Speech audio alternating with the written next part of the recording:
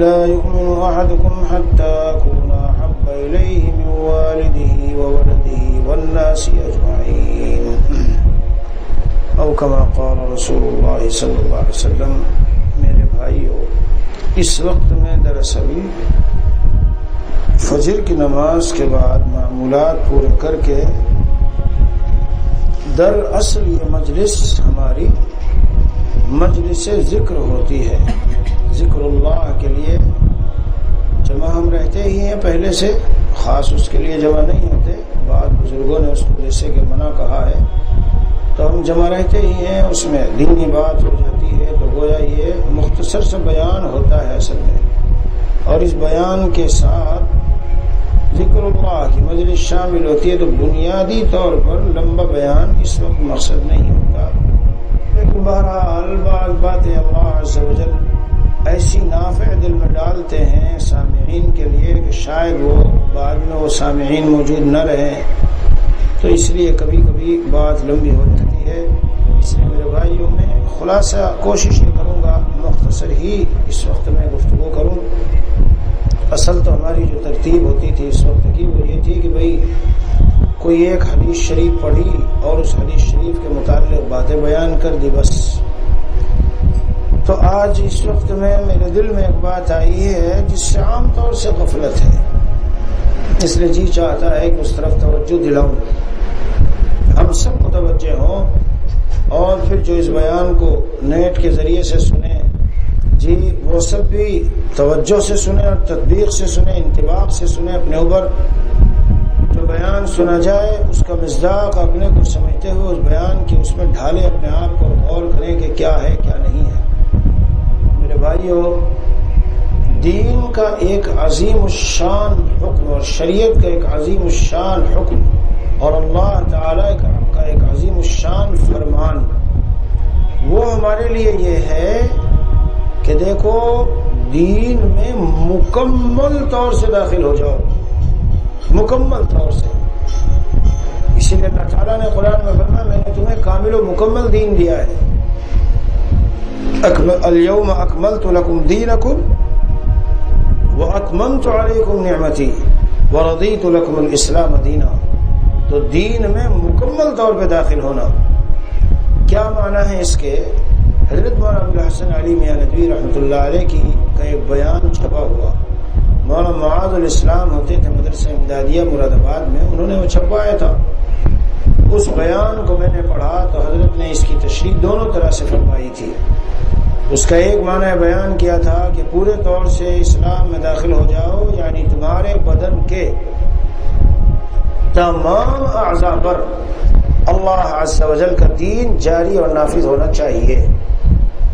سر کے بال ہو تو شریعت کے مطابق ہو، چہرہ ہو تو شریعت کے مطابق ہو، کپڑے ہو تو شریعت کے مطابق ہو، آنکھیں، کان، دل، دماغ جہاں ڈال رہے ہو، نظریں جہاں سن رہے ہو، جو بات بول رہے ہو، جو خیالات دل میں لا رہے ہو، پیروں سے جدھر چل کے جا رہے ہو، ہاتھ سے جن چیزوں کو چھو رہے ہو، قلب و نظر و فکر و دماغ و سوچ و سمجھ جن چیزوں میں لگ رہی ہو، غور سے سنیے مضمون، وہ ساری کی ساری ایسی ہو کہ جہاں لگنے کے لیے اللہ نے حکم دیا ہے پورے طور پہ اسلام میں داخل ہو جاؤ۔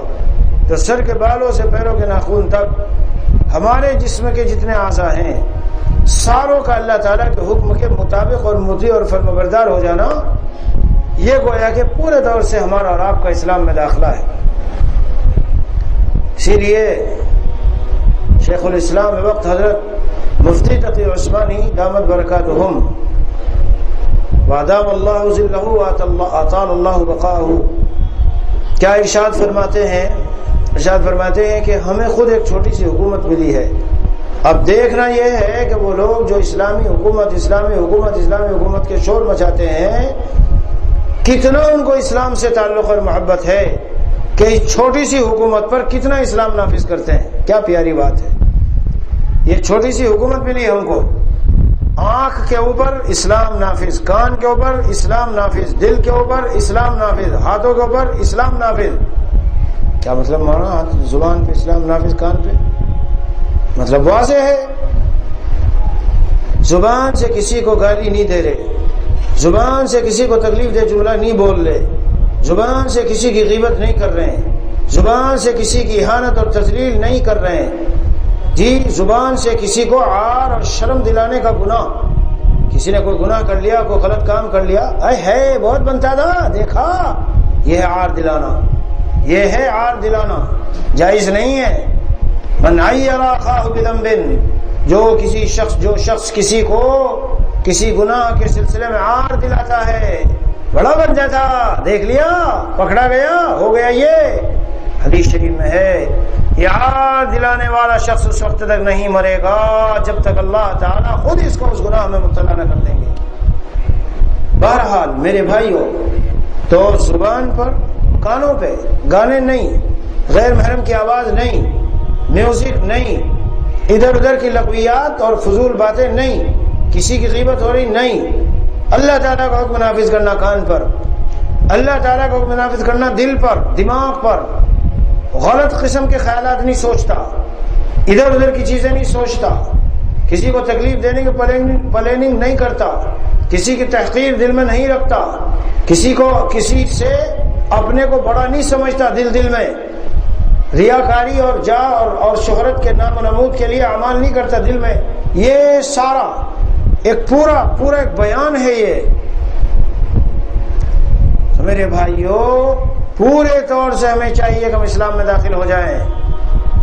میرے شیخ رحمۃ اللہ علیہ عارف باللہ حضرت مولانا شاہ حکیم محمد اختر صاحب نور اللہ مرقدہ کچھ اسی موضوع سے ملتا جلتا ایک مرتبہ بیان فرما رہے تھے۔ یہ حضرت کے وہ ایام تھے جو شروع میں حضرت سعود افریقہ تشریف لایا کرتے تھے، بہت زیادہ مجمع نہیں ہوتا تھا، بہت زیادہ لوگ جمع نہیں ہوتے تھے۔ یہ غلط خیال ہے انسان کا کہ بہت زیادہ لوگ جمع ہوں تو ہم بیان کریں اور تقریر کریں، اور تھوڑے لوگ ہوں تو تقریر اور بیان نہ کریں، ایسا نہیں ہونا چاہیے۔ اس کا مطلب نکلا آپ انسانوں کے لیے تقریر کرتے ہیں۔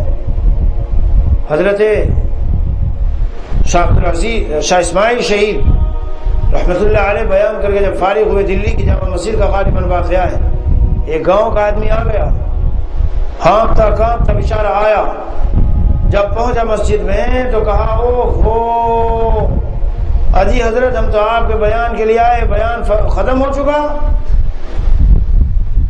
فرمایا آ جاؤ بھائی آ جاؤ، تم بیان کے لیے آئے ہو تو ہم تمہاری خاطر پھر سے بیان کریں گے۔ اور شاہ اسماعیل شہید رحمۃ اللہ علیہ نے پورا کا پورا اپنا بیان جو کا تو اس کے سامنے دہرا دیا۔ تو لوگوں نے کہا کہ حضرت خالی ایک آدمی کے لیے آپ نے اتنا لمبا چوڑا بیان پھر دہرا دیا؟ تو ارشاد فرمایا میں نے پہلے بھی ایک کے لیے بیان کیا تھا، ابھی بھی ایک کے لیے بیان کیا ہے۔ یہ تھے مخلص لوگ، اخلاص والے لوگ۔ بہرحال حضرت رحمۃ اللہ علیہ تشریف لایا کرتے تھے، ہمیں شوق تھا بزرگوں سے بچپن سے الحمدللہ ملنے کا، اور ان سے یعنی ایک عجیب ان میں مزہ محسوس ہوتا تھا ان کی گفتگو میں۔ مجھ کو کبھی بھی مقررین کی تقریروں اور لچھے دار بیانات سے میری کبھی طبیعت نہیں لگی، لیکن اللہ والوں کے دل سے اور زبان سے جو سادے کلمات نکلتے ہیں ان میں بڑی طبیعت لگتی ہے، بڑا لطف آتا ہے۔ تو حضرت کا بیان چل رہا تھا، چند لوگ بیٹھے تھے، 15-20 لوگ ہوں گے، کہاں پر حضرت مفتی حسین بھیات رحمۃ اللہ علیہ سب رحمۃ اللہ علیہ ہو جاتے ہیں جی، کل تک جن کو ہم دامت برکاتہم کہتے ہیں، مدذ العلی کہتے ہیں، کچھ دنوں کے بعد وہ رحمۃ اللہ علیہ ہو جاتے ہیں۔ جی ہاں، ان کے ہاں چل رہا تھا۔ میں اسی دن مشکات میں یہ حدیث شریف پڑھا کے گیا تھا، اور اسی کلکم راعٍ وکلکم مسئول عن رعیتہ، تم میں سے ہر ایک نگہبان ہے اور تم میں سے ہر ایک کو اس کی نگہبانی کے بارے میں جو چیزیں دی گئی نگہبانی کی سوال کیا جائے گا۔ فالرجل راع وهو مسئول عن رعیتہ، پس آدمی کو نگہبان بنایا گیا، مرد کو اس سے اس کی عورت کے بارے میں سوال ہوگا، بچوں کے بارے میں سوال ہوگا، گھر والوں کے بارے میں سوال ہوگا، کیا کیا تو نے ان کے بارے میں بتا۔ یہ حدیث شریف اسی دن میں پڑھا کر گیا مشکات یا دوسری حدیث کی کتاب میں۔ بہرحال جب میں وہاں پہنچا تو حضرت والا بیان فرماتے تھے کہ اللہ نے ایک علم عظیم عطا فرمایا، ایسے اللہ نے ایک علم عظیم عطا فرمایا۔ جب حضرت کو کوئی علم ملتا تھا بغیر کتاب کے مطالعے کے اللہ تعالیٰ کی طرف سے، تو حضرت والا رحمۃ اللہ علیہ فرمایا کرتے تھے اللہ تعالیٰ کی طرف سے ایک علم عظیم عطا ہوا، اور اس علم عظیم پر پھر یہ بات فرمائی، کون سی؟ جو میں ابھی عرض کر رہا ہوں۔ جس طرح انسان اپنے گھر والوں کے بارے میں، بیوی کے بارے میں، بچوں کے بارے میں قیامت کے دن سوال کیا جائے گا کہ وہ ان کی نگرانی میں دیے گئے، اسی طرح بدن کے سارے اعضاء انسان کی نگہبانی میں دیے گئے، ان کے بارے میں بھی سوال کیا جائے گا۔ وَلَا تَقْفُ مَا لَيْسَ لَكَ بِهِ عِلْمٌ إِنَّ السَّمْعَ وَالْبَصَرَ وَالْفُؤَادَ كُلُّ أُولَئِكَ كَانَ عَنْهُ مَسْئُولًا۔ کان، آنکھ، دل، سب کے بارے میں سوال ہوگا۔ تو یہ ہمارے اوپر جو سارے اعضاء رکھے گئے ہیں، سمجھ لو ایک طرح کی چھوٹی سی حکومت دی گئی اور ان کو ہمارے انڈر میں ماتحت میں رکھا گیا۔ اللہ تعالیٰ پوچھیں گے آنکھ کہاں استعمال کی، کان کہاں استعمال کیا، پیر سے کہاں گئے تھے، ہاتھ سے کیا کیا چلایا تھا، نیٹ اور کیا سمجھنا بھائیو، غور سے سمجھنا ان باتوں کو، غور سے سمجھنا۔ اللہ تعالیٰ فرماتے اسلام میں پورے داخل ہو جاؤ، آدھا تیتر آدھا پٹھیر نہ ہو جاؤ۔ تو مفتی تقی صاحب دامت برکاتہم نے فرمایا کہ آج لوگ اسلامی حکومت کے نعرے بہت لگاتے ہیں، لیکن نعرے لگانے والوں کے گھر میں خود جا کے دیکھو تو ان کے بدن پر جو ایک چھوٹی سی حکومت ہے اس پر خود انہوں نے اسلام نافذ نہیں کر رکھا ہے۔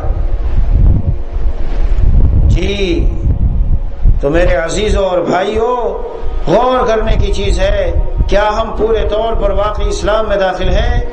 ہماری سوچیں، ہماری فکریں، ہمارا دل دماغ، ہمارے کان، پیر، ہاتھ، آنکھ، ناک، دل، جتنے اعضاء ہیں سب صبح سے شام تک اللہ کی فرمانبرداری میں لگے ہیں یا ادھر ادھر چکر کاٹتے ہیں؟ بہرحال دوسرا اس کا مفہوم کیا ہے؟ یا ایھا الذین آمنوا ادخلوا فی السلم کافہ، اس طرف بھی توجہ دلانی ہے۔ اے ایمان والو، اسلام میں پورے داخل ہو جاؤ۔ ہمیں جو انسانوں کو، بشر کو زندگی میں واسطہ پڑتا ہے اور جو جن چیزوں میں، جن لائنوں میں، جن میدانوں میں ہمیں دینی احکام کو مان کے، جان کے، مان کر، عمل کر کے چلنا ہے، وہ کون سے ہیں؟ 5 شعبے ہیں شریعت کے اور دین کے، 5 عقائد، جی اعتقادات، عبادات، معاملات، معاشرت اور اخلاق، یہ 5 شعبے ہیں۔ تو دین میں اللہ تعالیٰ فرماتے ہیں پورے کے پورے داخل ہو جاؤ۔ ان 5 شعبوں میں دین زندہ رہنا چاہیے۔ وہ کیسے ہوگا؟ دین زندہ ہوگا دین کے علم سے۔ دین کا علم نہیں ہے تو دین کیسے زندہ ہوگا؟ ایک آدمی ڈرائیونگ کرنا چاہتا ہے، ڈرائیونگ کا علم نہیں ہے، جہاز اڑانا چاہتا ہے، جہاز کا علم نہیں ہے، گاڑی چلانا چاہتا ہے، گاڑی چلانے کا علم نہیں ہے، کپڑا سینا چاہتا ہے، کپڑے سینے کا علم نہیں ہے۔ تو میرے عزیزوں کا علم نہیں ہے اور گاڑی چلائے گا تو گڈھے میں گرے گا جا کے۔ تو ٹھیک حال یہی دین کا ہے۔ آج جاؤ گاؤں، بستیوں میں، شہروں میں دیکھو، آدمی چاہتے ہیں میرے بچے سارے دنیا پڑھے، خوب اپ ٹو ڈیٹ بنے۔ مسلمان تو رہ جائے گا، مثلا تھوڑا کچھ پرور لے گا، کچھ جان لے گا، بس ہو جائے گا مسلمان۔ یہ غلط خیالات ہیں میرے بھائیوں، ایسا نہیں ہے۔ 5 شعبوں کے دین کو جاننا پڑے گا، اور جب جانے گا تو جب دین کا علم ہوگا تو دین آئے گا نا۔ علم ہی نہیں ہے تو دین آئے گا کیسے؟ جی تو 5 شعبے ہیں یہ۔ عقائد سب سے پہلے ہیں، عقائد کہتے ہیں ماننے سے جن کا تعلق ہے۔ عقائد، یا ایھا الذین آمنوا ادخلوا فی السلم کافہ، اے ایمان والو اسلام میں پورے داخل ہو جاؤ۔ تم، حضور پاک صلی اللہ علیہ وسلم نے فرمایا لا یؤمن احدکم حتی یکون ہواہ تبعا لما جئت بہ، تم میں سے کوئی پکا مسلمان نہیں ہو سکتا جب تک کہ اس کی خواہشات، جب تک کہ اس کی چاہتیں، جب تک کہ اس کی آرزویں، جب تک کہ اس کی تمنائیں سب کی سب اس دین کے مطابق نہ ہو جائے جس کو میں لے کر آیا۔ عقائد ویسے ہوں جیسے شریعت نے دیے ہیں، محمد مصطفیٰ صلی اللہ علیہ وسلم نے جو عقائد دیے ہیں اگر ان سے بال برابر کوئی ہٹے گا میرے دوستو تو فَلَن يُقْبَلَ مِنْهُ وَهُوَ فِي الْآخِرَةِ مِنَ الْخَاسِرِينَ وَمَن يَبْتَغِ غَيْرَ الْإِسْلَامِ دِينًا فَلَن يُقْبَلَ مِنْهُ. جی ہاں، ذرا سا جو ہٹے گا سمجھ لو راہ راست سے ہٹ گیا، اور عقائد کے اوپر مدار ہے نجات کا. میرے بھائیوں، اگر عقائد بگڑ جائیں یا عقائد میں شک و شبہ پیدا ہو جائے، یا یہ لگا دے پاسبلٹی چلو 1% ہو سکتا ہے کہ جہنم نہ بھی ہو، جنت نہ بھی ہو، لیکن یار ماننے میں فائدہ ہے، 99% مان ہی کر چلو، کیونکہ اگر میں مان کے چلا اور ہوئی تو مزے آ گئے، اور اگر مان کے چلا اور اگر نہ ہوئی خدا نخواستہ تو کم از کم پریشانی تو نہیں ہوگی. یہ مسلمان نہیں ہے. یہ بیان میں نے ایک جگہ کیا تھا کالجوں کے طلباء میں، تو سارے چونک گئے تھے، سارے چونک گئے. کہنے کا حضرت یونیورسٹی میں تو پتہ نہیں کتنی دینی احکام اور عقائد کے سلسلے میں ہم پاسبلٹی نکالتے ہیں. یہ مولانا نے بیان کیا ہے، ٹھیک ہے 1% اگر ایسا نہ ہو، 1% ایسا نہ ہو، دین ہے، یہ عقیدہ ہے. عقیدہ کہتے ہیں پختگی کے ساتھ دل میں پازیٹیو اور مثبت وہ چیز جمی ہوئی ہو. بھائیو، کتنے ہی لوگ آج جانتے ہی نہیں عقیدے کا مطلب کیا ہے، احتمال نکالتے ہیں اس میں، ہو سکتا ہے چلو ایسا ہو، چلو اپنے مانا مولانا جو کہا بالکل صحیح ہے، چلو 0.5% 1% مان لو کہ نہیں ہے. نہیں، کیوں مان لے؟ اسے عقیدہ نہیں کہتے. اگر تم یہ کہہ لو 1% میں مان لو. اس لیے میرے بھائیوں اور بیان سننے والوں، یہ جو اسلام کے 5 شعبے، زندگی کے 5 شعبے، 5 میں دین مکمل ہونا چاہیے. 5 میں عقائد بالکل صحیح ہو. شیعوں کے عقائد آگے، جی قادیانیوں کے عقائد آگے، بریلویوں کے بہت سارے عقائد کہ حضور صلی اللہ علیہ وسلم ہر جگہ حاضر و ناظر ہے، حضور صلی اللہ علیہ وسلم کو ویسا علم غیب ہے جیسے اللہ کو ہے. اس قسم کے عقیدے اگر آ گئے تو کیا ہوگا؟ خطرناک معاملہ ہے، خطرناک. بہت سے ایسے عقیدے جو انسان کو ایمان سے نکال دیتے ہیں، اور بہت سے ایسے عقیدے جو انسان کو فاسق و فاجر کر دیتے ہیں. حضرت ابو بکر رضی اللہ عنہ اور حضرت عمر رضی اللہ عنہ، ان دونوں کی فضیلت و برتری ہے باقی صحابہ پر. کوئی کہے نہیں ہم حضرت علی کو افضل قرار دیتے ہیں، فاسق ہے شخص. اور اگر حضرت ابو بکر کی خلافتی کو نہ مانے جی تو یہ بات پھر خطرے کی ہو جائے گی، کیونکہ ان کی خلافت تواتر سے ثابت ہے. یا یوں کہنے لگے کہ قرآن آنا چاہیے تھا محمد حضرت علی پر اور آ گیا کس پر؟ محمد صلی اللہ علیہ وسلم پر، یہ شخص دائرہ ایمان سے خارج ہے. یا یوں کہنے لگے قرآن کے اصل میں تھے 30 پارے 40 پارے، مگر یہ رہ گئے 30 اور 10 جو ہے امام لے کے چلے گئے غار سر منرا میں. اس قسم کے لچر پچر ادھر ادھر کے عقیدے اگر کوئی ایک گھر کر جائے دل میں، آدمی اسلام میں نہیں رہتا، ایمان نہیں رہتا اس کا. اس لیے عقائد کا بچانا سب سے زندگی کی سب سے بڑی ضرورت ہے. اور ادھر ادھر کی کالج یونیورسٹیوں میں جانے سے بری صحبتیں ملتی ہے، برا ساتھ ملتا ہے، پتہ نہیں کیسے کیسے فرقے والے وہاں ملتے ہیں. تو میرے بھائی عقیدہ پکا نہیں رہ پاتا. سچ عرض کرتا ہوں، یا تو عقیدے میں پختگی نہیں رہتی، یا ادھر ادھر کے عقیدے دل میں گھر کر لیتے ہیں. اور بچپن میں چونکہ دل کی تختی صاف ہے، جو عقیدہ دل میں گھر کر لیا بہت اسے ہی پکڑے بیٹھا ہے، آدمی ہٹتا نہیں ہے پھر وہ. اور موقع کہاں ملتا ہے؟ یہ والدین جن کو مال دولت اور ریال اور ڈالر چاہیے، یقین یہ اس کو موقع کہاں دلاتے ہیں؟ چل سیکھ، کام اور پڑھائی کر اور یہ کر اور جاب لگا اور کام کر اور پیسہ کما، دولت کما، بس خلاص. 20-30 سال اس کی زندگی گئے، کہاں سے سیکھے گا؟ کہاں فرصت ہے اس کے پاس؟ ایسے ہی اونچ نیچ کرتے مر جاتا ہے. تو ہاں مسلمان اس کا نام نہیں ہے کہ مطلب ہمارا نام عبداللہ ماجد راشد خالد نہیں. اسلام جان کر سمجھنے کا اور اس کے عقیدہ پختہ کرنے کا نام ہے. تو میرے عزیز و بھائیوں، یہ جو 5 شعبے ہیں، 5 میں دین ہونا چاہیے زندگی میں، تب سمجھو کامل و مکمل مومن اور مسلم ہیں. اگلا شعبہ عبادات. بڑی تعداد ہے مسلمانوں کی جو عبادات کو دین سمجھتی ہے. بے شک عام مطلب یہی سمجھا جاتا ہے نماز روزہ حج زکات بس یہ دین ہے، ختم، اس کے آگے نہیں. اور نماز بھی یہ نہیں کہ شریعت کے مطابق پڑھنا، تلاوت صحیح نہیں، ارکان صحیح ادا نہیں ہوتے، سورہ فاتحہ پڑھو پڑھی نہیں جاتی، مگر بس کہتے نماز پڑھ لی بس ہو گیا۔ یہ زندگی کا دوسرا شعبہ عبادات۔ تیسرا معاملات میں تو بہت سارے نفل تہجد پڑھنے والے زیرو پہ آ جاتے ہیں، زیرو پر۔ پیسہ لے لیا، دینے کا نام نہیں، کاروبار کر رہے ہیں، جھوٹ بول کے کر رہے ہیں، کاروبار کر رہے ہیں، لڑکیاں رکھے ہوئے دکان پر کاروبار میں، کیوں کہ ان کی وجہ سے بزنس زیادہ چلتا ہے، ان کی جاب، ان کی سیلری کم ہوتی ہے۔ یہ ایمان ہے؟ اسے ایمان کہتے ہیں؟ یہ ایمان ہے؟ اللہ تعالیٰ کو رب ماننے کا یہی مطلب ہے؟ اللہ تعالیٰ کو کرتا دھرتا ماننے کا یہی مطلب ہے؟ اللہ تعالیٰ کام بنانے والے کیا اس کا یہی مطلب ہے کہ ذرا سی بات میں اپنا عقیدہ اور نظریہ بگاڑ کے لڑکی کو رکھ دیا وہاں؟ بہرحال معاملات شریعت کے مطابق ہو، دین کے مطابق ہو۔ حضرت عمر رضی اللہ عنہ کے زمانے میں کوئی شخص کاروبار پہ اس وقت تک نہیں بیٹھ سکتا تھا۔ کب تک؟ جب تک کہ اس سے باقاعدہ سارے مسائل کی تحقیق نہیں کر لی جاتی تھی۔ ہاں، معاملات بہت اہم ہیں۔ فرمایا تھا غالب حضرت عمر رضی اللہ عنہ کا فرمان ہے، کسی کی جانچ پہچان کرنی ہو معاملات سے ہوگی، پڑوسی رہنے سے ہوگی، یا سفر میں چلنے سے ہوگی۔ بعض لوگ کسی کے بارے میں سن کے بڑی تعریفیں شروع کر دیتے ہیں، دیکھا بیان بہت اچھا، نماز بہت اچھی پڑھتا ہے، کہنے لگا بہت بڑا آدمی ہے۔ ہاں، تو آپ یہ پوچھیں گے اس سے، کیا تو نے اس سے کوئی معاملہ کر کے دیکھا ہے؟ کیا سفر میں اس کے ساتھ چلا ہے؟ کیا اس کا پڑوس تجھے رہا ہے؟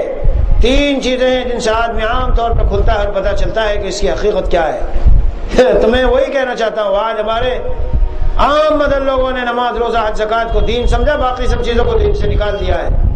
ایک شخص مجھ سے کہتے تھے ساؤتھ افریقہ میں ایک معاملہ تھا، میں نے ان کو ثالث بنایا، تم چلو فیصلہ کرو۔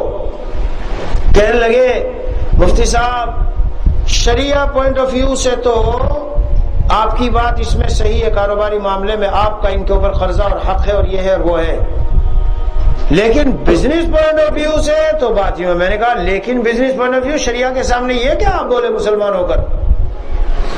شریعت کے سامنے شریعت کے جو قوانین اور نظام اور اصول اور ضابطے بزنس کے بارے میں ہے، ان کے مقابل کیا آپ کا کوئی دوسرا نظام ہے اپوزٹ؟ کیا اس کے متوازی کوئی دوسرا نظام آپ نے بنایا؟ شریعہ پوائنٹ آف ویو کہتے ہو؟ کیا کہتے ہو شریعہ پوائنٹ آف ویو؟ یہ آج ہمارا مزاج بنا ہوا ہے، بڑے بڑے تاجروں سے جاؤ جو مسلمان اور نمازیں پڑھتے ہیں، جب کاروباری معاملات میں آئیں گے اور اس میں آئیں گے بزنس وغیرہ میں، تو کہتے ہیں ہمارے بزنس کے لاز الگ ہیں۔ کیا لاز تمہارے الگ ہے، قوانین الگ ہے؟ نہیں مشاب، وہ تو ہم نماز پڑھتے جانتے ہیں، دینداری ہم بھی جانتے ہیں، لیکن بزنس رولز جو ہے وہ زمانے کے حالات کے اعتبار سے الگ ہوتے ہیں۔ زمانہ کوئی چیز، زمانہ اور زمانے کے حالات یہ دھوکے میں ڈالنا ہے، یہ کوئی چیز الگ سیپریٹ نہیں ہے۔